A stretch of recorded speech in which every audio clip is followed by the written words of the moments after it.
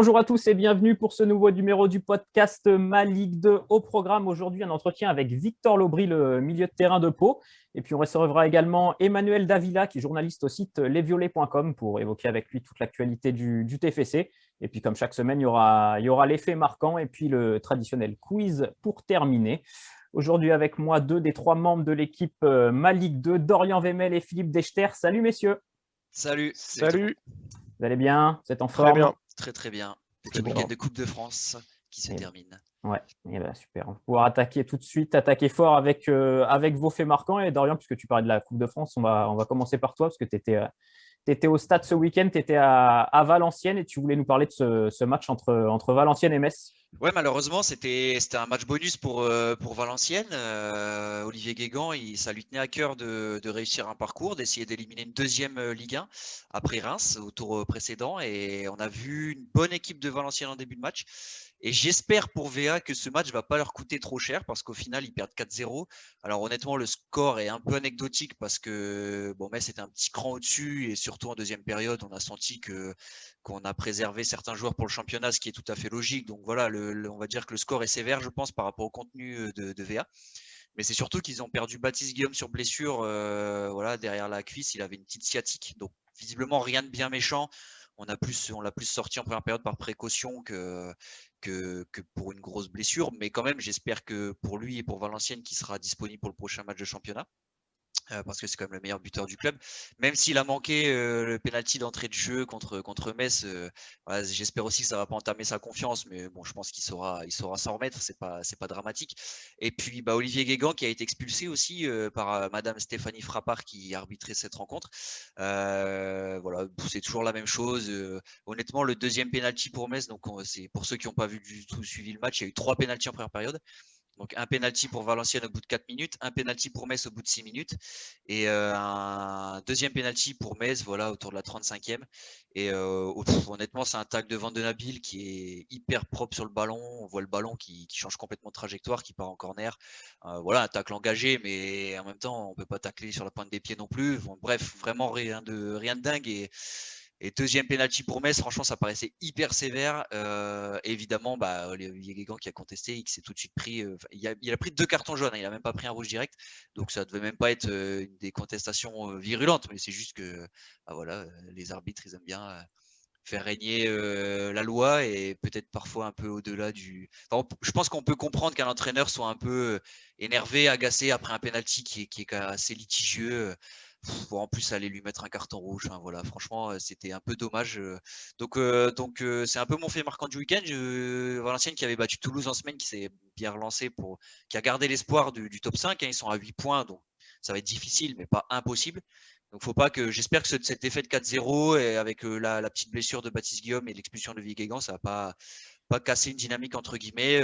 Mais je pense pas parce qu'en plus Valenciennes, honnêtement, ils ont fait un bon match. S'ils mènent 1-0, il n'y a rien à dire. Ils ont même encore une grosse occasion avec Gaëtan Robaille. Donc franchement, voilà, après, ils n'ont pas été ridicules. Le score, il est très sévère.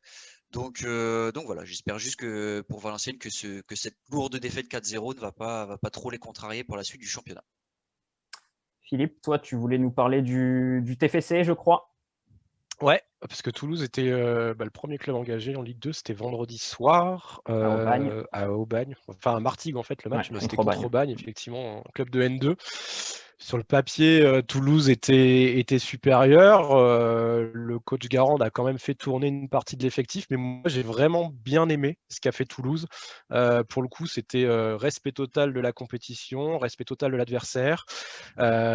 C'était surtout ce qui m'a beaucoup plu, c'est que des joueurs comme Manu Koné, Gianni Santiste, qui sont un peu les têtes d'affiche de la jeunesse toulousaine. Il y avait quand même 8 joueurs du centre de formation alignés comme titulaires. Mais Manu Koné a déjà signé en Allemagne pour la saison prochaine. Gianni Santiste, il est plutôt en forme cette saison. Il aurait pu se reposer sur ses lauriers. Pas du tout. Ça a vraiment été les deux moteurs de leur équipe et je trouve ça vraiment intéressant de la part de ces jeunes joueurs de montrer que c'est pas parce qu'on joue contre une N2 qu'on va prendre le match par-dessus la jambe. Ils ont été à fond, ils ont été sérieux, ils étaient au-dessus même si franchement Aubagne n'a pas démérité et physiquement ils ont même été plutôt pas mal pour un club qui n'a pas joué beaucoup de rencontres. Ils les ont embêtés. Il y a un petit bémol sur le gardien Peterson, mais qui jouait son premier match, qui autant il a été rassurant sur sa ligne, autant Deuxième, il est je sorti. pense. Il a joué contre Bordeaux, Le si je deuxième? dis pas de bêtises. Mm. Ah oui, Contre ok, Bâle. ouais, pardon, t'as raison. Je l'ai trouvé un peu limite sur les sorties aériennes, mais sinon sur sa ligne, il a été plutôt pas mal. Mais voilà, j'ai bien aimé cette équipe mixte. Je trouve que le tirage au sort là contre Saumur est d'autant plus intéressant parce que c'est quand même une occasion de jouer un quart de finale. C'est pas rien pour un club comme Toulouse qui descend. Et moi, voilà, j'aime bien quand les clubs prennent les compétitions au sérieux. Ça n'aura aucune incidence, absolument pas, sur le championnat de Ligue 2. Pour moi, c'est deux compètes qui n'ont rien à voir. Les matchs se chevauchent pas du tout. Patrice Garande a montré qu'en faisant tourner, on pouvait tout à fait avoir une équipe compétitive, en tout cas contre des équipes de niveau inférieur. Donc à Saumur, il n'y a pas de raison que ça passe pas s'ils prennent le match sérieusement. Donc voilà, pour moi, c'est intéressant. Surtout que Toulouse était un peu moins bien en championnat, donc c'est un bon moyen de se relancer, de se remettre à l'endroit. Donc tant mieux, Toulouse a profité de la coupe et c'est une très bonne chose pour nous. Ouais, puis en plus, il faut pas minimiser la victoire de Toulouse quand on voit l'OM qui se fait sortir au Canard-Roussillon. Exactement. Voilà, Tout à Toulouse fait. qui en plus, tu l'as bien dit, a quand même bien remanié son équipe par rapport aux 11 traditionnels en championnat. Donc non, franchement, c'est à signaler. Ça fait plaisir de voir un club de Ligue 2 potentiellement avec un tirage au sort favorable comme la Saumur peut s'inviter en quart de finale. Donc pourquoi pas jouer un peu. On sait que évidemment Toulouse va tout faire pour remonter en Ligue 1, c'est l'objectif numéro 1 principal. Mais je pense qu'il y a moyen encore au moins d'aller en quart de finale et comme tu l'as très bien dit Philippe, sans chevaucher avec le championnat. Je pense que les deux sont tout à fait jouables en continuant à faisant tourner comme ils l'ont fait jusqu'à présent et que ça a très bien fonctionné. Donc il n'y a pas de raison. Donc c'est top pour Toulouse en tout cas qui fait vraiment une belle saison. Il faut encore le souligner. Encore une fois, on était sceptique avant le coup d'envoi quand on voyait le recrutement un peu pas exotique, mais voilà, des joueurs qui connaissaient pas du tout la Ligue 2 et franchement, ça a super bien pris. Donc voilà, une nouvelle fois, faut les féliciter. Surtout qu'à Toulouse, les parcours en coupe sont assez rares. C'est pas un club qui va très souvent loin en coupe. Je crois que la dernière fois, ils étaient en demi-finale, c'était quand Guingamp l'avait gagné. Je crois que c'était fait éliminer par Guingamp. Donc voilà, c'est assez rare à Toulouse, donc il faut le souligner. Moi, de mon côté, je voulais parler un petit peu de Châteauroux parce que c'est pas anecdotique qu'un club se fasse racheter. Donc Châteauroux qui s'est fait racheter par le groupe United World Group, qui est dirigé par un prince saoudien. Donc voilà, c'est un petit peu un mariage un peu invraisemblable, un prince saoudien qui vient racheter Châteauroux, un club historique de Ligue 2. Donc voilà, faudrait être devin pour savoir si ça va être positif ou pas. Moi, j'ai quand même envie d'y croire un petit peu parce qu'il y a plusieurs choses qui me font dire que que ça part plutôt pas mal. C'est déjà que ce soit Michel Denisot qui devienne président. C'est quelqu'un qui connaît très très bien le football, qui connaît très très bien Châteauroux, qui est déjà passé 2 fois à la présidence. Donc voilà, ils repartent pas de zéro. Michel Denisot, il connaît le club, il connaît très bien le foot. Donc déjà, pour moi, ça c'est un point positif. L'autre point positif, c'est qu'ils changent tout de suite d'entraîneur, de direction et que ça peut leur faire gagner un petit peu de temps pour l'année prochaine parce que, on va pas se mentir, Châteauroux évoluera sans doute en National 1 l'année prochaine. Et voilà, ça peut permettre déjà de savoir quel joueur on va garder, quel joueur on va pas garder. Donc ça peut être intéressant. Et puis, ce United World Group a notamment un club comme Sheffield. Mais j'ai regardé un petit peu Sheffield, je suis pas mal de la première ligue. Et c'est vrai que c'est un club qui est très sain, qui a fait beaucoup de montées ces dernières années. Et surtout, voilà, quand on a un grand groupe qui rachète un club, souvent, il y a un petit peu d'instabilité si les résultats ne sont pas là. Et à Sheffield, c'est le même entraîneur depuis 2016, c'est Chris Wilder. Et là, ils sont derniers de première ligue et ils n'ont pas changé d'entraîneur. Ils lui font entièrement confiance. C'est un club qui joue plutôt bien au foot. Et voilà, cette stabilité qu'il y a à Sheffield, je me dis, s'ils la font à Châteauroux, s'ils choisissent les bonnes personnes et qui misent aussi sur cette stabilité, ça peut être la bonne solution pour faire remonter le club.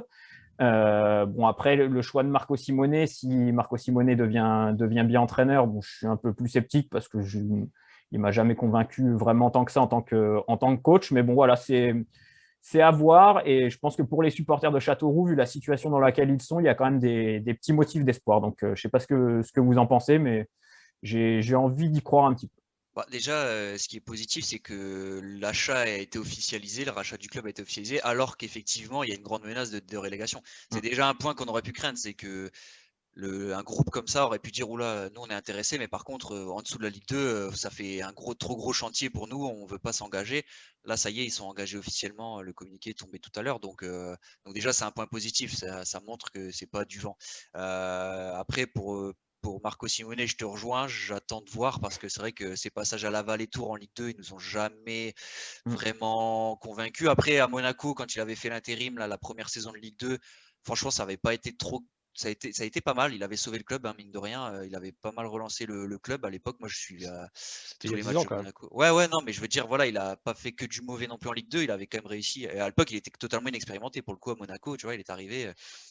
Il avait quand même redressé une situation qui n'était pas évidente, même s'il y avait eu un recrutement XXL avec des Subasic et des Radji au mercato hivernal. Donc forcément, en Ligue 2, c'était largement au-dessus du lot. Mais je veux dire, voilà, je suis peut-être un petit peu plus sceptique, mais d'un autre côté, s'il est déjà confirmé et qui s'inscrit dans un projet, même s'il y a relégation par exemple, qui s'inscrit dans le projet remonté, bon bah comme l'a dit Alex, au moins ça fera gagner du temps sur les besoins en recrutement, etc. Et puis aussi, tu parlais de Sheffield, mais il y a aussi Berchot en Belgique, comme club européen, qui est monté aussi de deuxième division en première division et qui est bien placé, je crois, là en première division belge. Donc pareil, visiblement, ça a l'air plutôt sain. Enfin, en tout cas, Berchot, ils avaient pris le pari, pareil, de prendre un club en deuxième division pour le faire monter. Ils l'ont réussi. Donc, pour l'instant, ça fait 2 exemples en Europe positifs. Donc, ouais, ça a l'air, sur le papier, ça a l'air d'être plutôt cohérent. Donc, ça ressemble à une bonne nouvelle pour Châteauroux. La cerise sur le gâteau, ce serait de réussir à accrocher peut-être les barrages et de se maintenir, hein.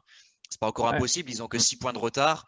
Peut-être que là, avec le changement de coach, ça va insuffler quelque chose de nouveau. Avec le rachat, on ne sait jamais. C'est pas terminé. Il y a que 6 points d'écart, donc ce serait une bonne nouvelle pour Châteauroux de se maintenir. Maintenant, effectivement, vaut mieux anticiper entre guillemets la descente et reconstruire, comme tu dis, repartir de zéro, pour vraiment repartir sur des bases saines de partout avec ce nouveau groupe, quoi. Moi, je ne serais pas aussi optimiste que vous, mais il y a 2 faits quand même. Il y a l'ADNCG, il ne faut pas l'oublier.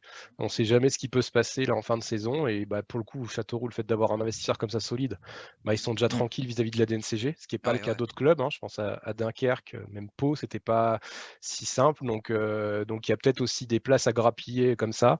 Il y a le Covid aussi, qui peut avoir des conséquences sur l'aspect sportif. Après, je me demande vraiment. Est-ce que Jérôme Leroy revient officiellement au recrutement ou pas? C'est quand même lui qui a fait le choix de Benoît Coé il y a 2 mois. C'était quand même sa mission principale. Ouais, mais je sais pas. Je suis pas sûr que. Je sais pas. Moi, j'ai Mais entendu que Jérôme Leroy se remplacerait Aldo Aldo Angoula.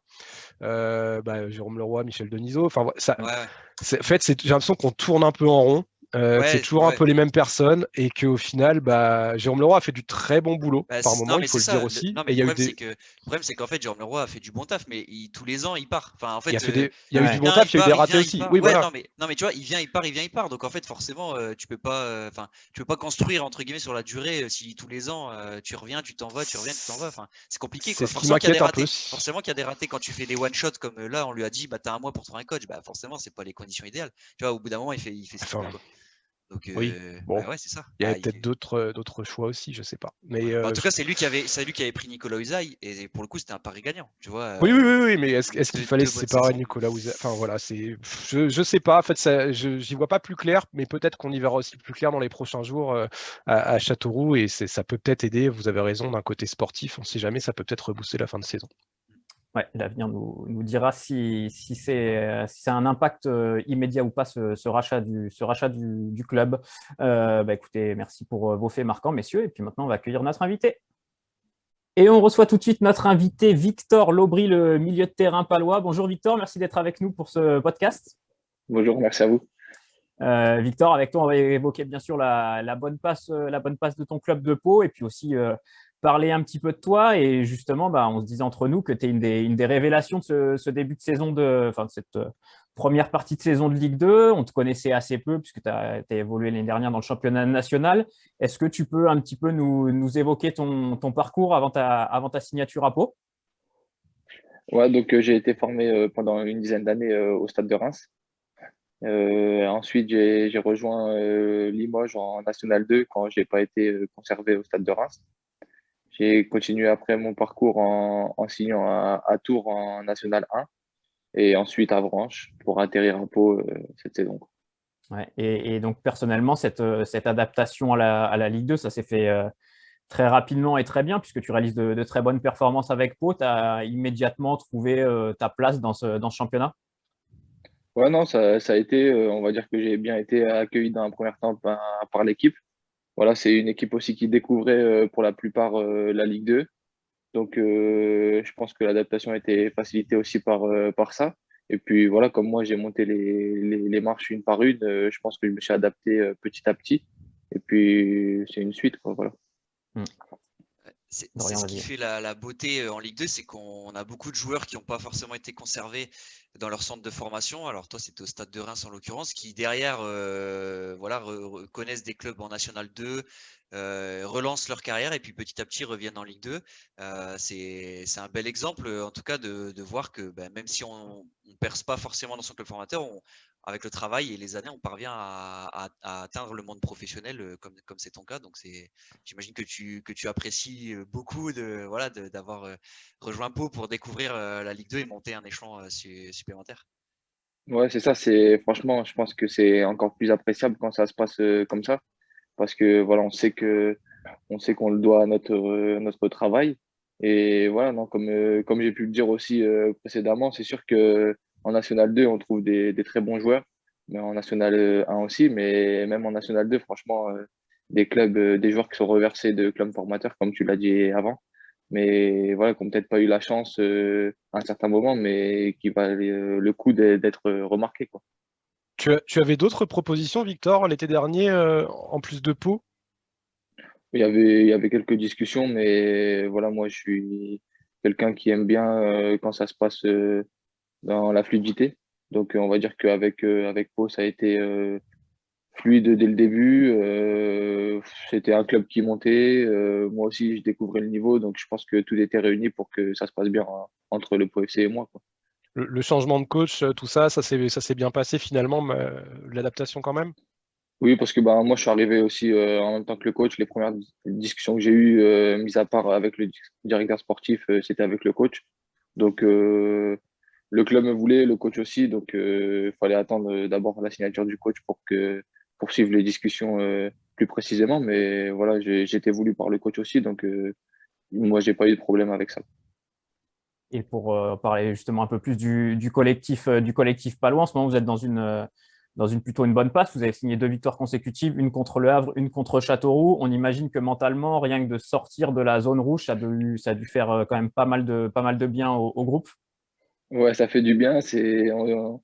Comme je l'ai dit un petit peu dans le vestiaire avec deux, trois joueurs, on a l'impression qu'on est remonté sur le podium et qu'on joue pratiquement à la montée. Non, mais franchement, ça fait du bien parce que c'est des gros efforts. Parce que même s'il n'y avait pas eu tout le temps des victoires, ça faisait quand même pas mal de matchs qu'on était mieux rien que dans le jeu.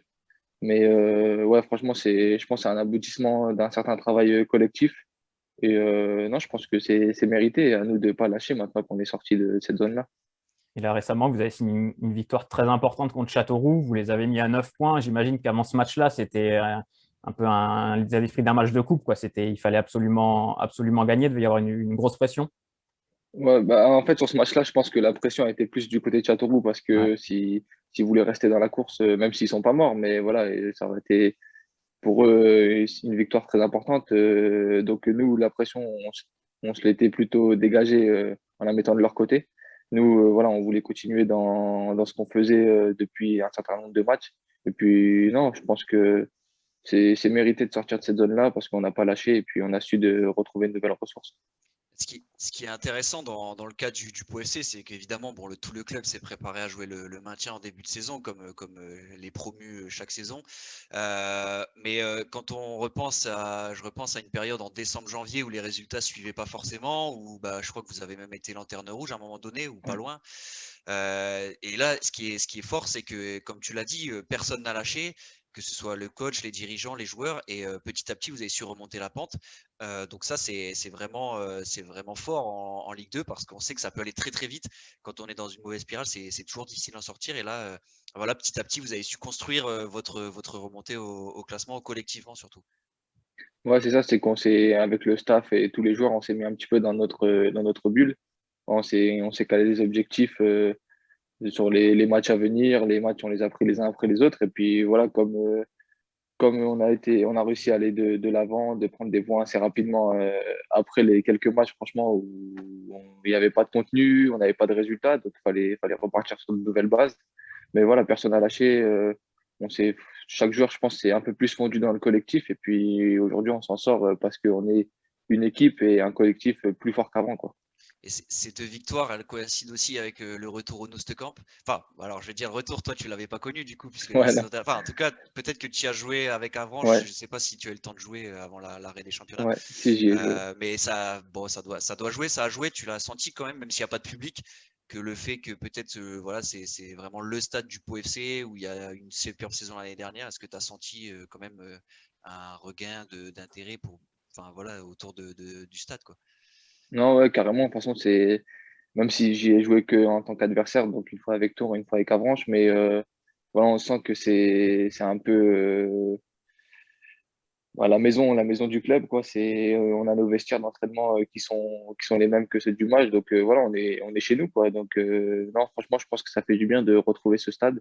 Et puis ils ont eu des bonnes séries l'année dernière, on en a Ça entamé une commence bonne bien. latte, donc il a un petit truc ce stade quand même. Et là, Parmi les vas-y, Philippe. recrues, on a vu que les recrues, on a l'impression que ça vous a un peu boosté là, au niveau du mercato, que ça a reboosté tout le groupe. Moi, il y a un joueur qui est un peu une énigme là qu'on découvre complètement, c'est l'attaquant costaricien Myron George. Est-ce que tu peux nous en dire plus? En fait, il a vraiment un gabarit très particulier. Il a une manière de se déplacer sur le terrain qui ne fait pas forcément penser toujours à un joueur de foot. Et en même temps, il vous offre plein de nouvelles possibilités parce que clairement, les buts qu'il met de la tête, ils sont incroyables de précision et on sent que c'est un atout pour vous. Comment ça se passe avec lui justement? Est-ce que vous avez senti dès son arrivée à l'entraînement qu'il allait pouvoir vous apporter un vrai plus devant? Non, ouais, franchement, son arrivée, elle s'est très bien passée. Il nous a amené un petit peu un profil différent de ce qu'on avait, même si on a un profil un petit peu pour regarder les ballons, qui est Idriss Aba, qui est un peu dans le même profil, mais c'est sûr que Myron, voilà, c'est un joueur, on peut dire comme ça, qui est un petit peu un pivot, mais il faut voir aussi le travail défensif qu'il fait. C'est vraiment, il fait tous les efforts, quoi. Il va tacler, il revient, on lui dit gauche, il va à gauche, il cherche pas à comprendre, il fait les efforts pour l'équipe. Et puis voilà, il est décisif et franchement, ça nous fait du bien. Il y a aussi Itai Tinga. Enfin, il y a eu un mercato hivernal assez chargé. On a senti que ça a insufflé un nouveau souffle dans l'effectif. Eux, ils n'ont pas connu la première partie de saison. Ils n'ont pas connu forcément, on en parlait tout à l'heure, cette série de difficile. Donc, eux, ils sont arrivés ils ont apporté plein de fraîcheur en fait à votre Ouais. équipe. On a ce sentiment-là.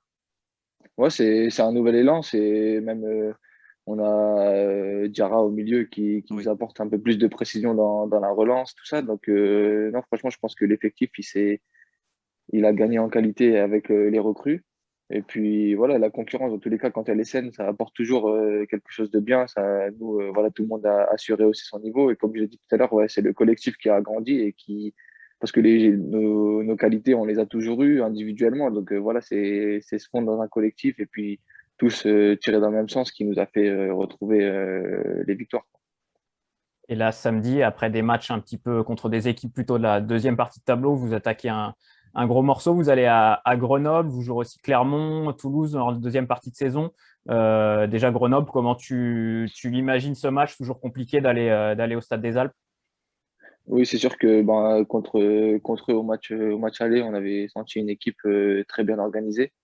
Ouais, c'est sûr que c'est pas une équipe qui peut faire rêver sur le plan du football et tout, mais c'est quand même une bonne équipe, moi bien organisée. J'ai trouvé une équipe solide, quoi, qui a l'habitude du haut de tableau.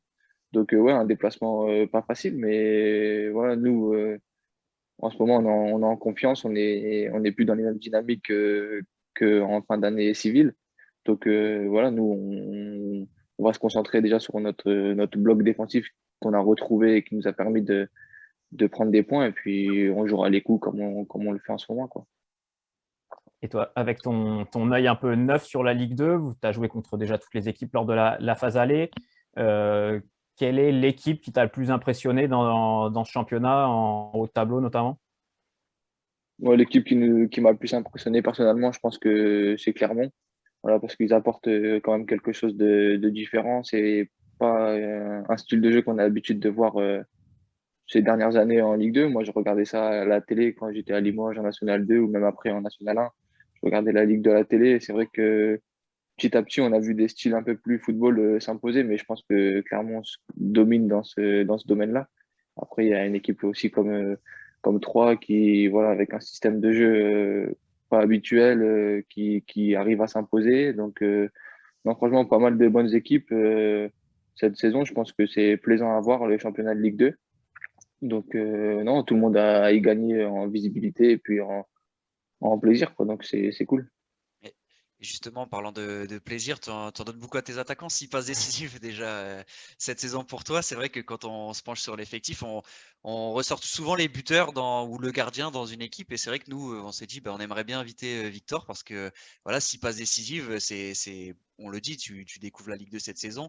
C'est des super stats. T'es pas très très loin de la tête même, puisque je crois que c'est toujours Hamza Saki, Alex, avec 9 passes. C'est Saki ou Bertomi, je sais plus. En tout cas, tu n'es pas forcément loin de la tête de ce classement-là, mais c'est au-delà du fait de marquer, voilà, faire marquer aussi, dans ton rôle, c'est super important et je suppose que tu prends beaucoup de plaisir cette saison dans cette équipe de Pau.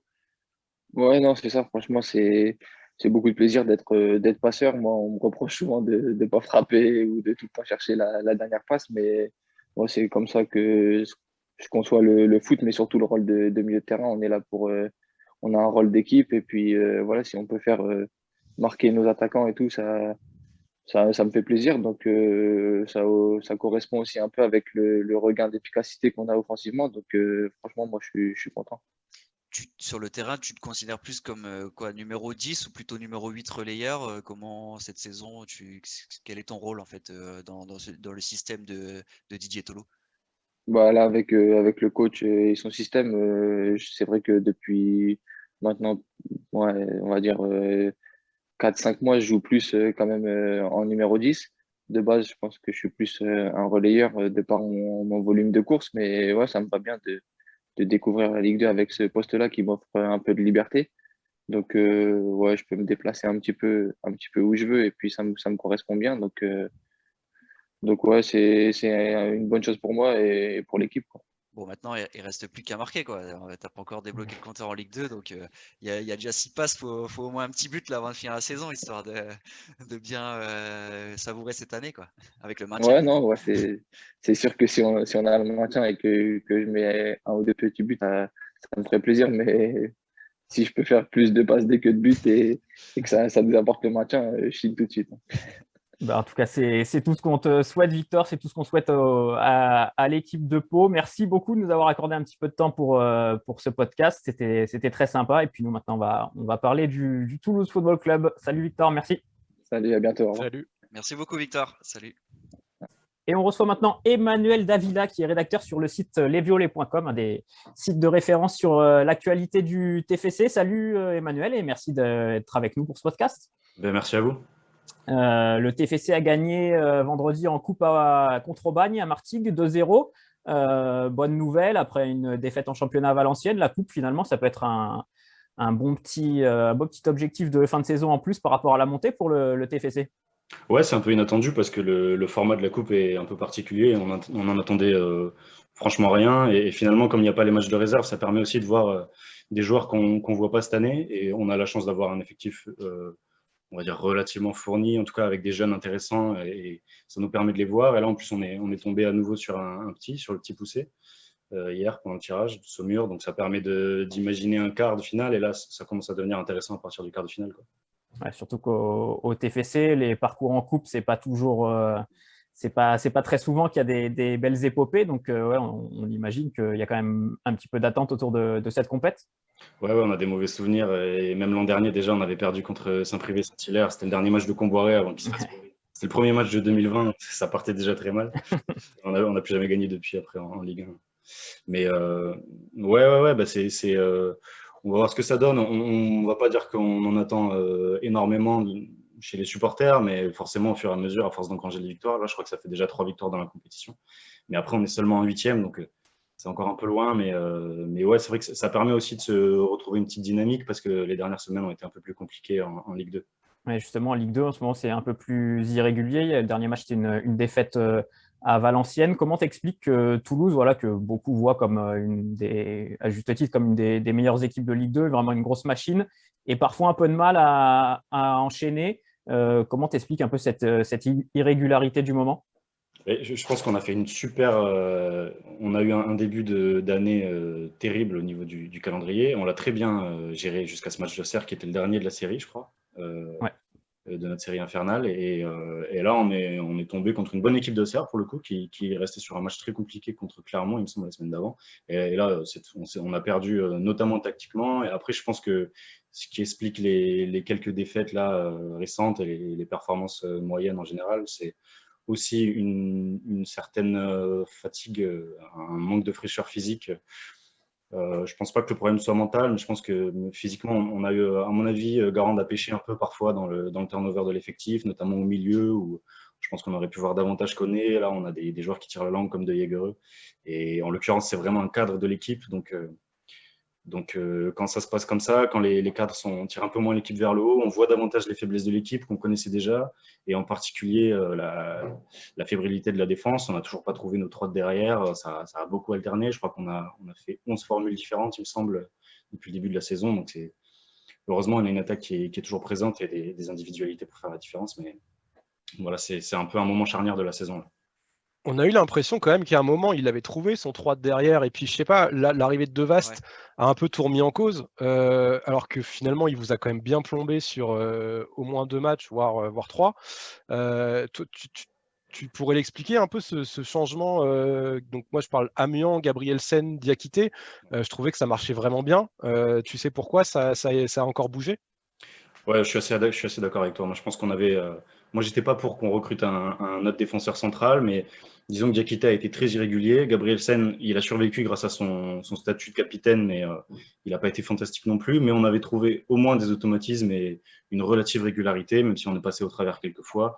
Et donc, effectivement, le recrutement de West, il est d'autant moins compréhensible que c'est un profil très, très semblable à ceux qu'on avait déjà, en particulier très semblable à celui de Gabrielsen.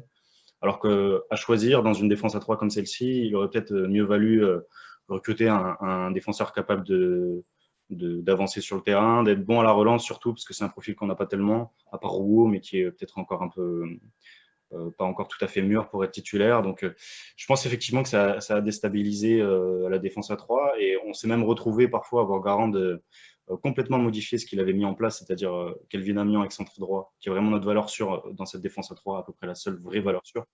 On s'est retrouvé à le repositionner dans l'axe parce qu'on avait besoin de combler le manque de vitesse des deux autres qui sont du coup Gabrielsen et De Waast. Donc voilà, tout ça a fait que ça a plus fait de mal qu'autre chose, je pense, ce recrutement de De Waast, même si c'est probablement pas un mauvais joueur, mais c'est un profil qu'on avait déjà. Et en plus, il a raté ses premières sorties avec nous, donc c'est compliqué. Vas-y, Dorian. Ouais. Non, vas-y. Non, j'allais demander, là, Toulouse est désormais à 3 points de Clermont, redescend un petit peu, à égalité avec Grenoble. Vu de Toulouse, on imagine qu'avec les déclarations de la direction en début de saison, ne pas être dans le top 2, ce serait déjà un petit échec, même si on peut monter avec les barrages. On sait que c'est compliqué. Si on est troisième, il faut voilà, jouer un match contre un club de Ligue 2 plus un aller-retour contre un club de Ligue 1. On imagine que là, pas être dans le top 2 après avoir eu un peu d'avance devant, ça serait mal vécu par la direction. Ouais, complètement. Mais il y a eu un petit vent de panique même chez les supporters là, quand on a vu qu'on avait maintenant 3 points de retard sur la deuxième place. En fait, on est sur une pente ascendante depuis qu'on a vraiment lancé notre série contre Auxerre dès la 5e journée. En fait, on n'avait pas connu de vrais creux comme ça, comme on l'a connu récemment. Et comme ça continue d'engranger devant, effectivement, on commence à s'inquiéter un peu. Et surtout, je pense que c'est un peu ce que je disais tout à l'heure. Cette année, on a un effectif qui est vraiment exceptionnel pour la Ligue 2, je pense. En tout cas, on a un groupe de 15-16 joueurs qui sont vraiment, à mon avis, au-dessus de tout ce qui se fait en Ligue 2, même s'il y avait quelques bonnes équipes en haut de tableau. Et du coup, on se dit que c'est aussi une année où on n'a pas tellement le droit de rater la montée directe parce que ça va être beaucoup plus difficile après. On sait que Manu Koné, il a déjà signé à Mönchengladbach. On va probablement perdre d'autres jeunes. Amin Adli, il lui reste un an de contrat, il partira si on ne monte pas. De Jaegereux, il reste avec nous que si on monte. L'option d'achat, elle est valable que si on monte. Donc en fait, c'est beaucoup de cadres qui vont devoir partir si on monte pas. Donc je pense qu'il y a de quoi craindre un peu la suite si on ne monte pas. Après, moi, je suis pas si pessimiste que ça parce que je pense que déjà, il me semble que Clermont a plutôt l'habitude d'assez mal finir ses saisons. Il me semble que ça leur a déjà coûté une fois ou deux la montée, donc on peut un peu miser sur ça. Là, en plus, ils sont un peu affaiblis par le Covid, même si il ne faut pas compter sur ça évidemment. Mais bon, je crois qu'il ne faut pas non plus être trop aveuglé par les dynamiques du moment. Et à mon avis, vu les joueurs qu'on a et leur entente sur le terrain et même humainement, parce qu'il y a vraiment une super dynamique de groupe, il y a quand même largement de quoi espérer. Et puis, il reste quand même 10 journées, quoi. Ouais, et puis votre calendrier, quelque part, vous avez joué tous les gros. J'ai envie de dire que Troyes et Toulouse, si on regarde les calendriers, normalement, c'est plus abordable aussi. Donc, moi, je suis assez d'accord avec toi. Surtout, l'équipe, elle a montré de la solidité. Enfin, franchement, elle a montré de la solidité. Vous n'avez pas eu de grosses mauvaises séries, à part au tout début de saison, mais c'était normal. Et c'est sûr, quand tu vois sur le terrain ce que sont capables de faire des Spearings, des Van Den Bomen, des De Jaegereux, Machado, moi je suis complètement fan. Machado, C'est incroyable. incroyable ce qu'il fait. Et devant, tu l'as dit, tu as Adli, tu as Ricili qui est capable de planter 7 buts en un mois. Enfin, voilà, Bayo, quand il rentre, il est souvent très bon. Ouais. voilà, ouais. Donc, si le groupe continue à pas lâcher comme c'est le cas, en plus la Coupe de France, ça fait du bien dans les têtes à tout le monde, je suis persuadé, c'est top pour vous parce qu'il n'y a pas de raison que Toulouse finisse pas devant. Ouais, complètement. Je pense que même quand le collectif n'est pas aussi huilé qu'il a pu l'être par moment, parce qu'on avait vraiment quand même trouvé une cohérence tactique, même si j'ai tendance à être un peu critique de Garante sur ce point-là, on avait quand même trouvé ça. Et même quand on est moins cohérent tactiquement, même quand l'équipe est moins dominante, on a comme ça les individualités dont tu parlais, Machado, De Jaegereux, Ili, même si je suis un peu plus critique de lui, ou Amin Adli, on a beaucoup de joueurs qui sont capables de faire la différence comme ça ponctuellement et de nous sauver un match. Même quand on est moins bien. Donc ça, je pense que ça peut faire la différence avec une équipe. Je parle beaucoup de Clermont, mais ça peut arriver à 3, mais j'ai l'impression que Clermont, ils n'ont peut-être pas la profondeur de banc qu'on peut avoir, ou en tout cas, voilà, c'est autant d'individualités qui sont capables de faire la différence sur un match et sur des matchs où ça va se jouer au couteau comme ça, comme les derniers, il y a de quoi espérer. Et effectivement, on a aussi un calendrier qui est plutôt en notre faveur, même si il faut se méfier un peu de ça parce que les équipes qu'on va affronter, elles vont jouer leur vie. Mais à la limite, c'est peut-être pas plus mal parce que ça va nous permettre d'affronter des adversaires qui se découvrent un petit peu. Et nous, ce qu'on adore, c'est jouer en transition et tuer l'adversaire avec notre vitesse et amener Adli à la baguette. Donc, Comme contre Ajaccio, quoi. Ouais, exactement, c'est ça. Alors que franchement, les deux équipes sont sur le match, tu dis, les deux équipes ont livré un bon match, quoi.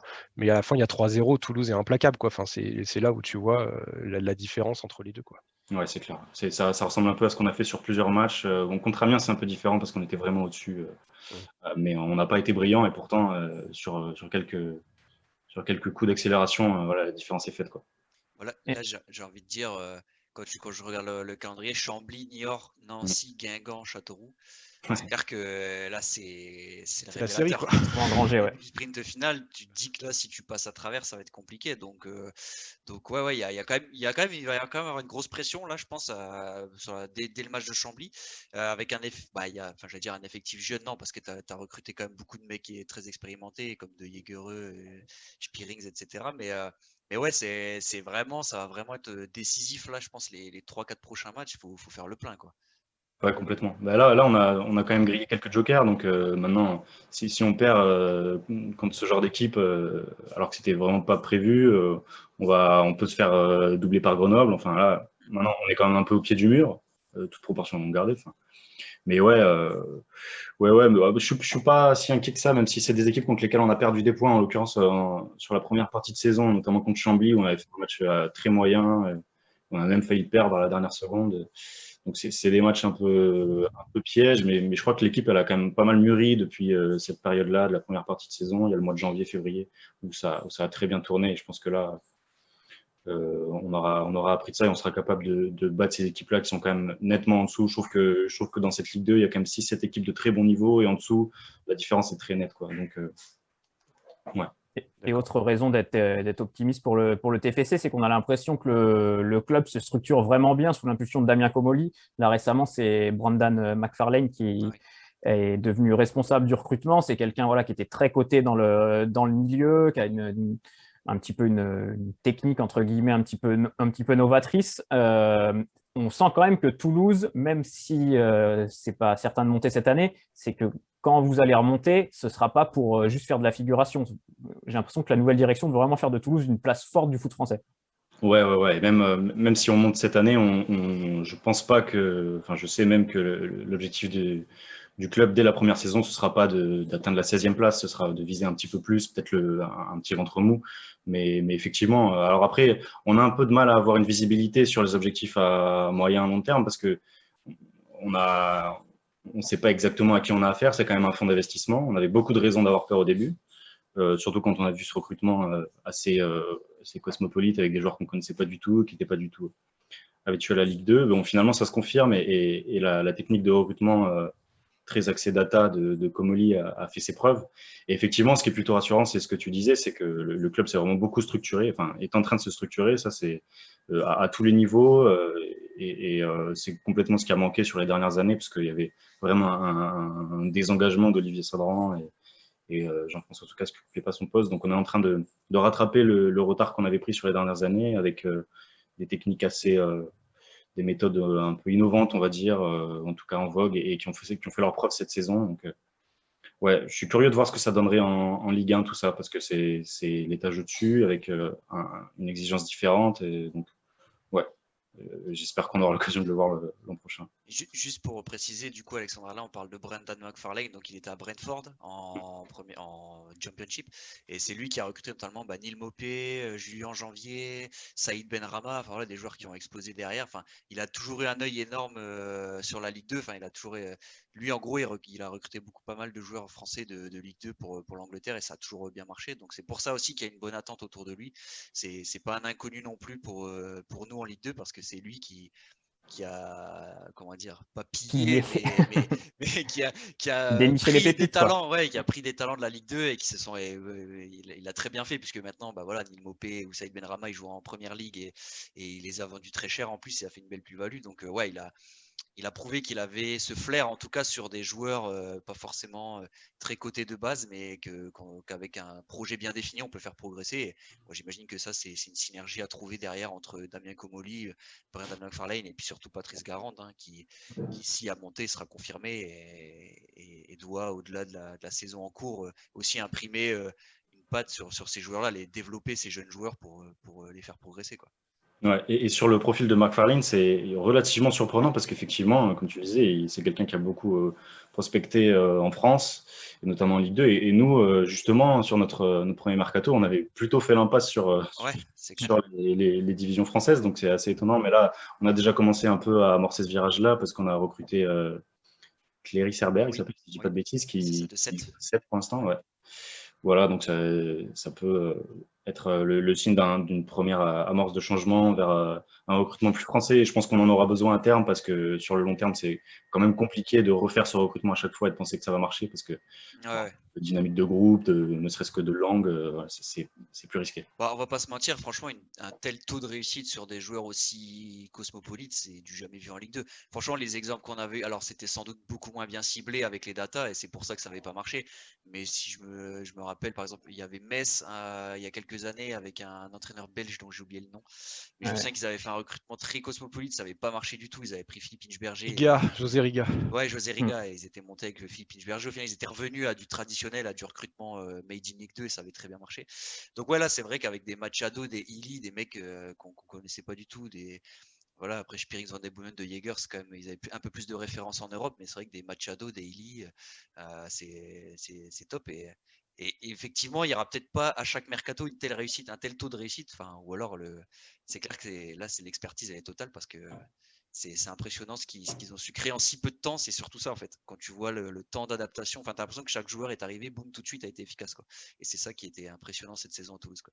Ouais, mais c'est pour ça aussi, je pense qu'il faudra se méfier probablement de la saison prochaine si on n'arrive pas à monter, parce que je crois que cette formule-là, enfin, c'est même génial ce qu'a réussi à faire Comolli en termes de recrutement, mais il y a forcément une part de chance, notamment un peu de réussite dans le fait que ça a bien marché humainement, et ça c'était loin d'être fait quand même, et tu peux pas complètement le prévoir.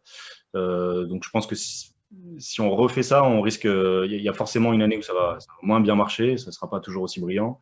Et moi, j'espère aussi qu'on va beaucoup miser sur la formation, et je ne suis pas certain que ce soit exactement le chemin qu'on prenne. Et surtout, là, on a une génération de jeunes qui est assez brillante, dont on parle peut-être un peu moins parce qu'elle est éclipsée par ce recrutement qui est très bon par ailleurs. Mais quand on voit qu'on a Adli, Antiste, bon, Amiens, ça fait plus longtemps qu'il est là, même quitté, mais Manu Koné, c'est des joueurs qu'on risque de perdre très bientôt, et même peut-être dès cet été. Et ce serait vraiment frustrant de les avoir eu qu'une année. Donc, c'est une raison de plus de monter en Ligue 1 de cette saison, c'est de les garder au moins un an de plus, quoi. Et j'imagine aussi que les joueurs que vous avez recrutés, ils ont dû s'y retrouver au niveau du salaire, quelque part. Et quand tu restes plusieurs années en Ligue 2, tu ne peux pas forcément offrir les mêmes salaires que l'année où tu redescends. Donc, c'est là où aussi ça peut être plus dur après, à terme, de recruter des joueurs de ce profil-là. Oui, c'est clair. Et la question des salaires, elle va poser question parce qu'on a, on a du mal à prolonger nos jeunes pépites, notamment Amin Adli, on n'a pas réussi. C'est le cas avec Anthony Rouault aussi, qui joue moins, mais qui est quand même un jeune défenseur central très prometteur. Donc ça va poser question aussi. Je serais curieux de voir comment Oli va gérer ça, parce qu'habituellement, c'est pas tellement son registre, ça, lui, vu qu'il était plutôt directeur sportif dans les autres clubs où il était. Donc ça va être intéressant de voir ça. Ouais, ça va être un virage à prendre et à suivre très, très intéressant. Merci Emmanuel d'avoir été avec nous pour ce podcast. C'était très sympa et très, très intéressant sur toute l'actualité du TFC. On rappelle que tu es rédacteur au site lesviolets.com. Voilà, si vous voulez suivre l'actualité du TEF, c'est sur ce site que ça se passe. Et puis nous, on va passer à notre quiz. Salut Emmanuel, merci. Salut. Merci Emmanuel, merci beaucoup. Place maintenant au quiz, messieurs. Et pour ce quiz, je vais vous poser trois questions de rapidité. Donc, un point pour chaque question. Le premier qui gagne 2 points a remporté ce quiz. On va parler de Pau et de Toulouse dans ces quiz, puisque c'est le thème du podcast du jour. Première question, donc rapidité. Vous pensez tous les... Comment ? Dodo, je te propose un truc. Celui qui perd, il fait le match quand Le Havre la semaine prochaine. Allez, Ouais, l'impression pour gagner. Ça, c'est un énorme gage. J'avoue que énorme. Là, ça te motive, là. Ouais, ok, je suis hyper motivé. Vas-y, Yann. Peut-être que vous finirez à égalité, que vous serez obligé de le faire à 2. En plus, ça va se finir comme ça. Ah ouais, Laurent, il va nous le donner. Alors, messieurs, première question. Quel international français a porté les couleurs de Pau et de Toulouse ? C'est assez récent. Récent ou pas récent ? Ouais. Récent. Enfin, international français. Il ne jouait pas à Pau l'année dernière. Mais... Non, mais j'imagine. Merci. De Pau et de Toulouse. Déjà, un international français de Toulouse. Wissam Ben Yedder ? Non. Ouais, J'avoue que je l'ai appris hier qu'il avait joué à Pau. Il a joué assez longtemps à Toulouse. Il a été marquant à Toulouse, mais j'ai appris hier qu'il avait joué à Pau. Moussa Sissoko. Non. Ah oui, non. Ouais, non. Mais c'est la même époque. Je cherche des vous n'êtes pas loin. C'est un attaquant. Ah, Gignac. Ouais, tout à fait. André-Pierre Gignac, qui a joué prêté 1 an à Pau et qui a joué à Toulouse également. Allez, il faut que je mette la balle de match. Là, donc là, balle de match, peut-être un camp Le Havre à suivre pour Philippe. Deuxième question. À Toulouse, seul Maxime Dupé a joué les 28 matchs de Ligue 2, mais il y a 2 joueurs qui ont joué 27 matchs. À Toulouse ? Ouais, citez-moi-en un. Antiste ? Non. Oh bah non, Antiste, il est pas. Je dirais Amin Adli. Non. Pas bon. Amiens. Amiens, c'est bon. Bravo Philippe. Égalisation. Il y avait Amiens et Koné. Koné aussi qui a joué 27 matchs. Parce qu'il rentre. Il rentre pas toujours titulaire, mais il rentre tout le temps. C'est vrai qu'il a participé à 27 matchs. Allez. Alors là, on va voir une incroyable balle de match. Sur la question, qui est, je pense, la plus dure, mais bon, vous pouvez trouver. Donc, les entraîneurs de Toulouse et de Pau sont bien sûr Patrice Garand et Didier Tolo. Ils ont la particularité, pendant leur carrière de joueur, d'avoir joué dans le même club. Pas en même temps, mais ils ont tous les deux porté les couleurs du même club quand ils étaient joueurs. Lequel ? Bordeaux. Châteauroux. Non. Tolo, il a joué où Louan Cuiseau. Non. Un grand club. Caen, non, un grand club. J'ai dit un grand club, Philippe. Marseille. Non. Où est-ce qu'il a joué Didier ? Bordeaux. Bordeaux, non, pour moi, à part Bordeaux, Tolo, est-ce qu'il a joué Tolo, je ne savais pas. À l'OL ? Non. Non. Garand, c'est son premier club pro et il y est retourné 2 ans, où il a pas mal, À Nîmes, marché. Non, Sochaux? non, un club du Sud. pas un club du Sud, non. Putain, mais Tolo, le problème, c'est que je connais pas à part Ouais, Bordeaux, Tolo, Rennes. il y a... Non. Garand, il y a joué entre 77 et 79, puis entre 87 et 89. 74 matchs, 26 buts. Et Tolo, il a joué entre 91 et 93, 50 matchs. À Strasbourg? Non. C'est un grand club de Ligue 1 qui n'est pas du... Si, il est du Sud, c'est la partie Sud, quoi, mais c'est... Ah bah t'as dit c'est pas dans le... Saint-Étienne, ouais, tout à fait. Ah, Saint-Étienne. bravo. Ils ont Yes. tous les deux joué à Saint-Étienne. Yes, merci, Bravo. merci les Verts. C'est dans le Sud, c'est dans le Sud, hein, Saint-Étienne. Oui, d'accord. mais bon, Tu c'est- pourras réviser ta géographie. Hein. Oui, c'est la partie Sud, mais bon. Je ne suis pas sûr que les Stéphanois se considèrent comme des sudistes, mais Ah oui, c'est en dessous de la Loire. en tout cas, victoire de Dorian. Retour ce gagnant. quiz. Retour Et gagnant pour les désolé, vacances. Yes. Philippe, c'est toi qui seras Ouais, c'était écrit de toute façon. C'était Ouais. ce de match-là, ça corvée. fait 6 mois. D'ailleurs, j'en profite parce que j'ai vu la une d'un magazine qui s'appelle Foot Normand passer où ils ont fait un entretien croisé entre Pascal Duprat et Paul Le Guen. Et alors, j'ai pas lu l'interview, hein, mais alors l'accroche à côté de Paul Le Guen, c'est je serais fier si on arrive à se maintenir. Ouais, Exceptionnel cette déclaration. belle ambition, ça, Et il faudrait ça que je présage reprenne, d'un très beau match. voilà, il faudrait que je reprenne les déclats de début de saison où le Havre disait mais si on va jouer la montée, on a l'effectif pour. Voilà, c'est vite, ça, on a vite changé son fusil d'épaule hein, du côté du Havre. Enfin bref. Ouais. On va se régaler sans doute. Hein. Ouais, on verra ça. Pour l'instant, profitons encore des derniers moments avant ce match. Ouais. Non, on est un peu dur, mais bon. En tout cas, merci les gars. Merci à toutes et à tous de nous avoir suivis. On se retrouve la semaine prochaine pour un nouveau podcast. D'ici là, comme d'habitude, toute l'actu de la Ligue 2 est à retrouver sur le site et sur l'appli Ma Ligue 2. Et puis, du coup, on se dit à bientôt. Salut! Salut. Salut.